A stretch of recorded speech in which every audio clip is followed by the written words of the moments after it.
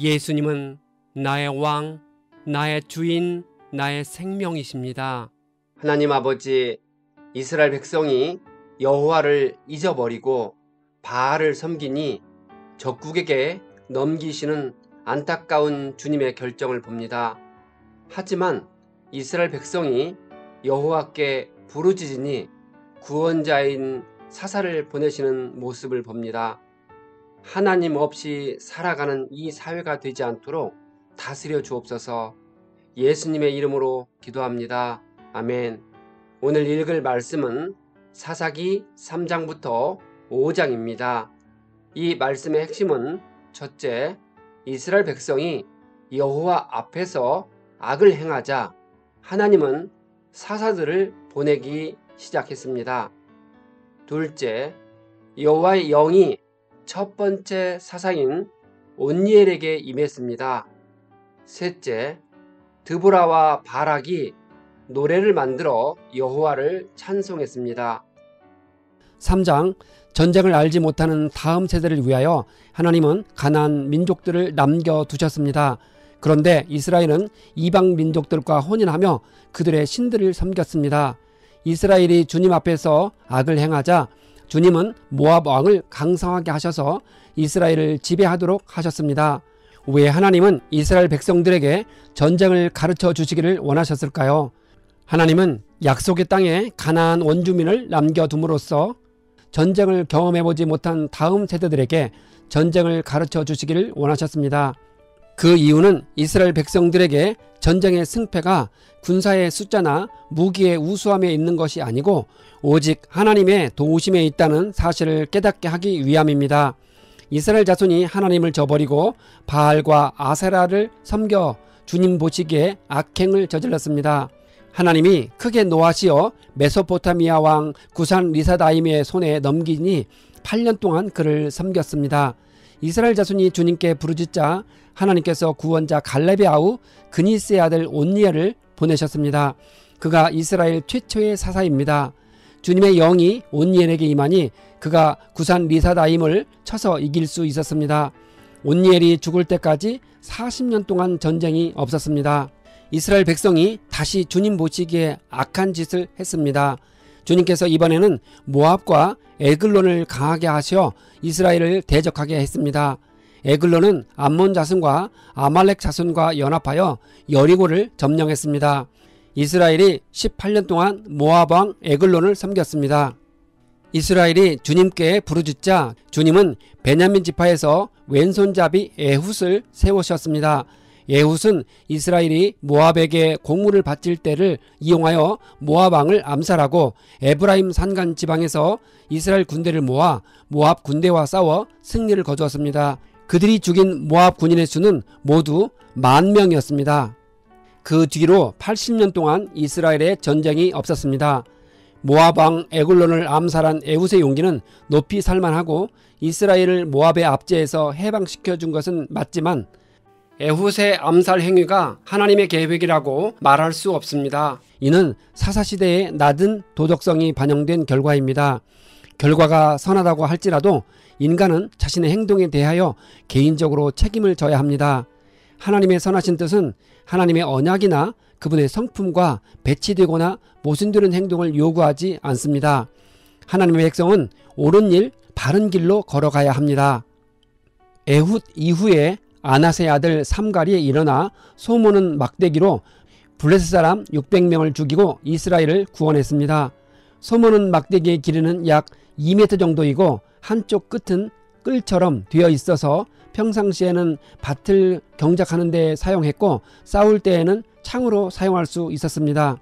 4장, 에훗이 죽자 이스라엘 자손이 또 주님 앞에 악을 행했고 주님은 가나안 왕 야빈의 손에 이스라엘을 파셨습니다.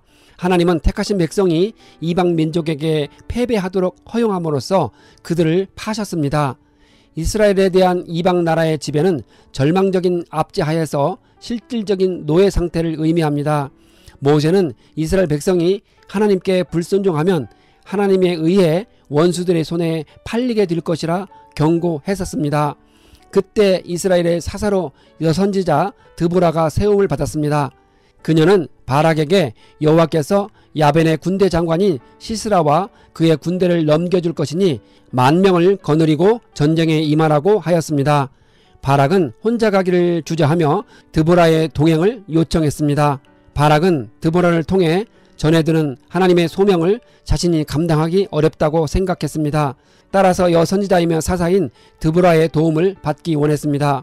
어떻게 드보라는 여자 사사가 될 수 있었을까요? 사실 가부장적인 사회에서 여성이 백성의 지도자가 된다는 것은 드문 일입니다. 하나님은 남성 지도자가 없는 지도력의 공백 상태에서 여성인 드보라를 택하여 탁월한 능력으로 지도력을 발휘할 수 있게 했습니다. 하나님이 드보라와 함께 하시는 모습을 본 백성들은 그녀를 따랐습니다.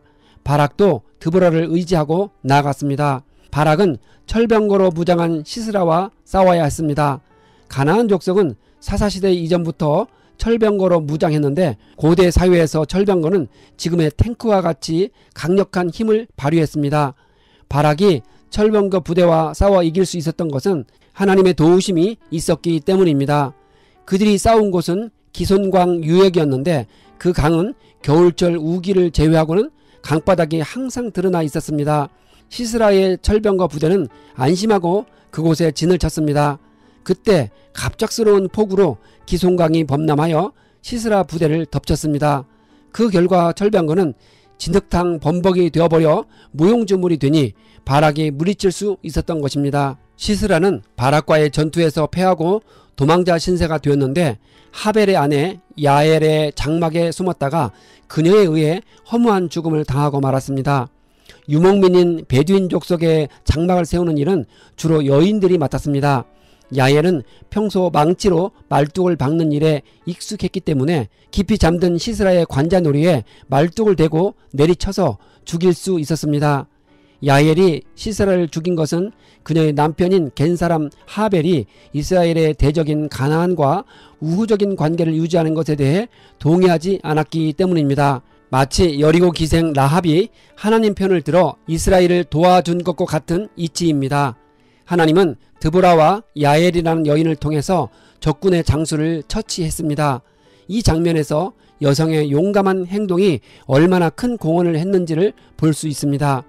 5장 전쟁에서 큰 승리를 거둔 드보라와 바락이 부른 노래를 기록하고 있습니다. 그들의 노래는 먼저 하나님의 영광과 장엄함을 찬양합니다. 산들이 여호와 앞에서 진동하니 신의 산마저 주님 앞에서 진동합니다. 그러나 행인들이 오솔길로 다닐 수밖에 없었는데 큰 길은 무법천지가 되어 약탈과 강도 행위가 빈번했기 때문입니다. 드보라가 일어나기 전까지 이스라엘에는 용사가 끊어졌다고 합니다. 드보라와 바락을 통해 이스라엘을 구원하신 하나님을 찬양합니다. 또한 야빈의 군대와 싸운 에브라임과 베냐민, 스불론, 이사갈, 납달리 지파의 용맹함을 노래합니다. 드보라는 스불론은 목숨을 걸고 싸웠고 납달리도 용감하게 싸웠지만 반면에 루벤, 단, 아셀 지파는 전쟁에 참여하지 않고 이기적인 태도를 취했다고 꾸짖고 있습니다. 별들이 하늘에서 시스라와 싸웠고 그 다니는 길에서 그와 싸웠다고 합니다. 이것은 시적인 표현으로 여기서 별은 하나님이 이스라엘 돕기 위해 사용하신 대자연의 여러가지 위력을 상징하는 말입니다. 하나님은 폭풍우, 우박, 번개 등으로 이스라엘을 도우셨습니다.